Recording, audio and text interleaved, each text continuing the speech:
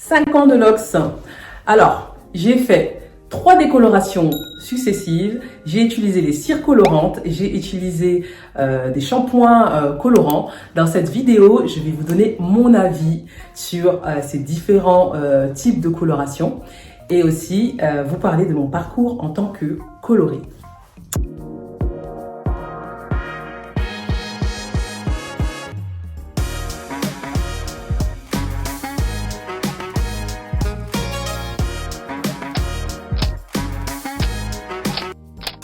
Donc, il faut savoir une chose, c'est que sur le marché, il existe 3 types de coloration.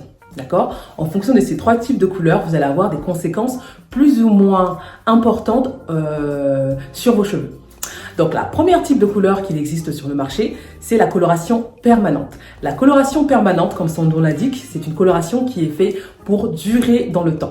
C'est la coloration la plus agressive puisqu'elle va pénétrer la fibre capillaire pour permettre à ce que le pigment naturel du cheveu change.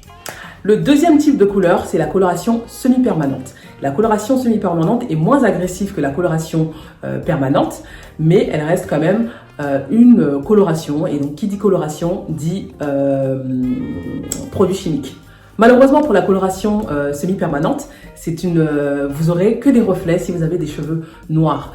Tout simplement parce que colorer sur du noir, ça ne fonctionne pas. Il faudra éclaircir, passer par une coloration permanente pour vous permettre d'obtenir une couleur. Sinon, si vous vous contentez uniquement de la coloration semi-permanente, vous allez avoir uniquement des reflets.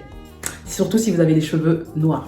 Les troisième types de couleurs, c'est les colorations dites éphémères. D'accord? Les colorations éphémères, c'est des colorations qui vont venir maquiller le cheveu, qui vont venir le recouvrir sur la surface. Ces colorations, elles sont bien. Si vous êtes quelqu'un qui n'aimait pas trop la couleur et que vous avez envie de vous laisser porter à une petite folie, faire du bleu, du vert, du violet, vous pouvez utiliser les cires. Moi, je les ai utilisées souvent avant de passer à la décoloration et ça m'a permis de changer de tête et d'obtenir des couleurs plutôt flashy. J'ai utilisé du gris, j'ai utilisé du bleu aussi, et j'avais utilisé aussi du blond, mais ça n'a pas fonctionné sur mes cheveux. Malheureusement, le blond, il sortait vert, c'était trop moche. Donc voilà, et il y a aussi les colorations dites naturelles, d'accord? C'est tout ce qui est à base de henné, tout ce qui est à base de plantes. C'est des colorations qui fonctionnent aussi. Et sur certains types de cheveux, elles sont un peu agressives. C'est des colorations qui sont faites à base de plantes. Et en général, c'est les moins agressifs que les colorations semi-permanentes ou permanentes. Donc pour en revenir à mon parcours personnel, moi je suis restée 3 ans sans me colorer les cheveux. C'est-à-dire que j'entretenais mon noir avec des colorations permanentes de la marque Big N. Vous savez, ces marques que nos mamans utilisent pour camoufler un petit peu leurs cheveux gris. Et voilà, pendant 1 an, 2 ans, c'est des colorations que je faisais parce que je n'aimais pas l'aspect marron que donnaient mes locks. Parce qu'au fur et à mesure des shampoings, vos locks, ils ont tendance à s'éclaircir assez naturellement. Voilà, c'est comme ça. Donc voilà.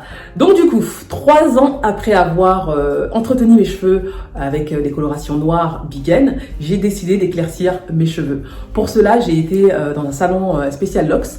Mais malheureusement, la coiffeuse, étant donné qu'à l'époque, c'est-à-dire qu'il y a 3 ans de cela, les micro-locks, les sister-locks, elles n'étaient pas du tout connues. Et la coloriste avait refusé de me colorer les cheveux. J'avoue, j'avais le goût mince parce que j'étais tellement dégoûtée. Je voulais tellement ma couleur. Vous savez, nous les femmes, là, quand on a quelque chose en tête, là, c'est compliqué. Donc du coup, après 1h30 d'attente, elle m'a dit qu'elle pouvait pas prendre de risque, qu'elle allait pas prendre le risque de colorer mes cheveux. Donc du coup, ce que j'ai fait, je suis rentrée vénère, mais j'ai fait mes petites recherches sur le marché et j'ai acheté de l'eau oxygénée, j'ai acheté de la poudre décolorante et j'ai fait une première tentative, une deuxième tentative qui s'est avérée nulle et j'ai pas cherché à comprendre plus. Donc du coup, ce que j'ai fait, c'est que j'étais dans la boutique du coiffeur et je leur ai expliqué un petit peu mon problème et ils m'ont parlé de l'effaceur de couleur parce que la coloration Big N étant une coloration permanente, du coup, ça avait pénétré ma fiche capillaire qui était déjà noire. Déjà, quand vous avez les cheveux noirs, pour éclaircir, c'est pas facile. Alors si vous utilisez en plus de ça des colorations permanentes, voilà, c'est mort.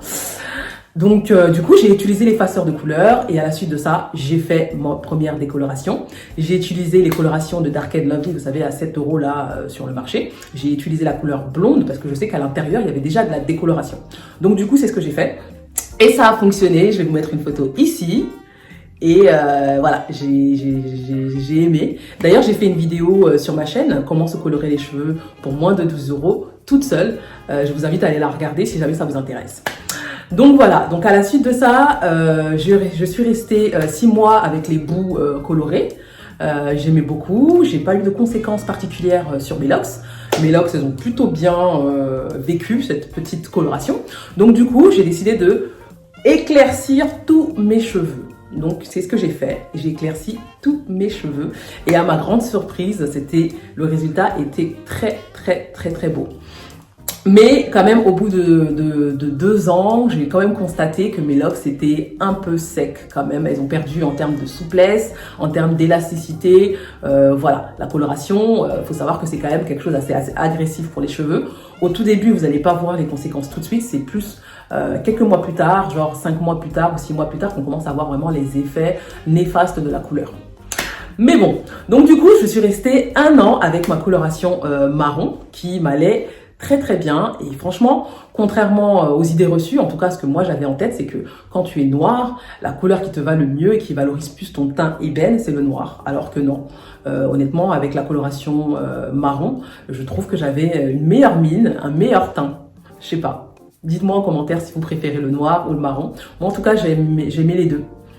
Donc voilà. Donc à la suite de ça, j'ai resté 1 an avec ma coloration marron. Et donc du coup, j'ai décidé de faire du rouge. Parce que ça fait un moment que je voulais faire du rouge. Donc du coup, je suis tombée sur un produit sur la chaîne d'un Instagrammeur qui est très connu, un opticien très connu aux États-Unis, qui fait des masterclass, qui fait des formations et qui utilisait ce produit. Donc du coup, je l'ai testé. Et franchement, c'est l'un des meilleurs produits que j'ai testé sur mes cheveux. Ça m'a coloré les cheveux. Et en plus de ça, ça me les a nourris. Je vais vous mettre une vidéo ici pour que vous puissiez voir le résultat. Mes locks étaient doux, c'était souple. Franchement, c'est l'un des meilleurs produits que j'ai utilisé sur mes dreadlocks. Donc, au bout de 8 mois, j'avais plus de produits pour entretenir ma couleur. J'ai changé de produit, j'ai utilisé le produit Oroflure rouge. Et j'entretenais ma couleur au fur et à mesure. Et puis, au bout d'un moment, j'en avais marre du rouge. Donc, je pense que je ne l'ai pas gardé très longtemps. J'ai dû la garder 8 mois. Et ensuite, j'ai fait en sorte que la couleur dégorge. Et j'obtenais au fur et à mesure un marron un petit peu foncé, un petit peu rouge. Et donc, à la suite de ça, j'ai fait une 3e décoloration. Je ne sais pas si vous arrivez à me suivre avec toutes ces décolorations que j'ai fait. Mais j'ai fait une 3e décoloration. Et du coup, ça m'a donné du roux. Regardez sur la photo. Personnellement, j'ai aimé cette couleur. Franchement, j'avais pas mal de compliments. Il y avait beaucoup de personnes qui me demandaient sur Instagram, oui, comment t'as fait pour obtenir cette couleur et tout. Et je leur ai expliqué que c'était un accident. Je pense que c'est dû au fait qu'il me restait des pigments rouges dans mes locks, ce qui fait qu'avec le blond, bah, ça a donné du roux. Et j'ai vraiment beaucoup aimé cette couleur. Franchement, c'était trop beau. Donc voilà. Et au fur et à mesure, le rouge, j'avais du mal à l'entretenir, bien que j'avais trouvé un shampoing colorant qui entretenait le orange, mais au fur et à mesure, la couleur est devenue de plus en plus marron. Et donc c'est pour cette raison-là que j'ai décidé de revenir au noir, tout simplement parce que je me suis dit que j'ai fait assez de dingueries avec mes cheveux et qu'il était temps pour moi de prendre soin de mes cheveux avec leur couleur naturelle. C'est pour ça que j'ai décidé de revenir au noir. Donc voilà, maintenant on va parler des conséquences de la coloration. Franchement, j'aurais aimé vous dire que la coloration n'a pas eu d'incidence sur mes cheveux, mais si, ça a rendu mes cheveux très secs. Par moments, ça m'arrive même ces derniers temps d'avoir les bouts de locks qui s'en vont un petit peu. Et aussi mes cheveux, je ne sais pas si on voit bien à la caméra, ils sont un peu secs. Ils sont un peu secs et ils ont perdu un petit peu de leur souplesse habituelle. Ça, c'est un truc qu'il faut savoir avant de vous colorer les cheveux. C'est que ça aura des conséquences sur la souplesse de vos locks. Donc voilà, donc je vais vous donner quelques petits conseils aussi pour entretenir votre couleur. Moi ce que je faisais pas de bain d'huile parce que j'avais constaté que quand je faisais des bains d'huile, et ben mes locks ils étaient encore plus secs. Je ne sais pas si c'est dû à la couleur, mais mes locks n'aimaient pas vraiment avoir beaucoup d'huile dans leur, je sais pas, l'huile ça passait pas. Donc du coup ce que je faisais c'est que j'utilisais de l'aloe vera mélangé à de l'huile et mélangé avec des huiles essentielles et je laissais poser. Je faisais des soins à vapeur aussi et ça a pas mal fonctionné. Ça m'a aidé un petit peu à pallier à cette sécheresse que provoque la coloration inévitablement. Donc si j'ai un conseil à vous donner, c'est de faire des soins à base d'aloe vera ou des soins à base de gombo qui vont venir réhydrater vos locks. Donc voilà mon parcours en tant que loxée et colorée.